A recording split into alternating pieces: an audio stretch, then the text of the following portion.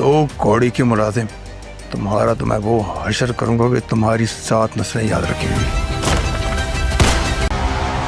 जूते गंदे हो गए हैं, साफ कर दो। What? मैं आपके डैड बेजाद साहब का हुक्म मानता हूँ, लेकिन फिलहाल जहां तुम जाना चाहते हो वहां मैं तुम्हें जाने दूंगा नहीं।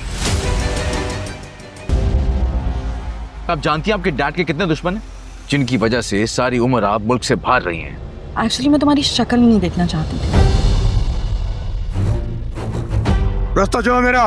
तुम जहां भी आते जाते हो उससे नाज़रीन, आप देखेंगे कि ज़वार शाह की ज़िंदगी में अब बहुत सारी मुश्किलात आने वाली हैं। आप देखेंगे कि ज़वार को अब लग जाएगी गोली और जिसकी वजह से वो ज़िंदगी की कशमकश में रहेगा। इधर आप ये भी देखेंगे कि जब पारसा कहीं जाने के लिए कहती है तो आगे से ज़वार उससे कहता है कि मैं आपके बाप का मुलाजिम हूँ और उनका ही हुक्म मानता हूँ, इसलिए मैं आपका बिल्कुल भी हुक्म नहीं मानूंगा। इस पर आप देखेंगे कि पारस को बहुत ही गुस्सा आ जाता है और वो कहती है कि तुम जानते हो ना कि मैं क्या कह रही हूँ, इसीलिए तुम्हें मैं नफ़रत करती हूँ। इस पर वो कहता है कि यही तो बात है कि आपके बाप के इतने दुश्मन हैं और इसीलिए आप अपने बाप से इतना अरसा दूर रही हैं। इस पर वो कहती है कि अपनी बकवास बंद रखो, मैं तुम्हारी शक्ल भी नहीं देखना चाहती। इधर आप देखेंगे कि पारिस कब्रिस्तान में गई हुई थी और वहाँ पर हारून के भी आ जाता है, लेकिन जब ज़रून उसे देखेगा तो वहाब को वहाँ पर रोक लेगा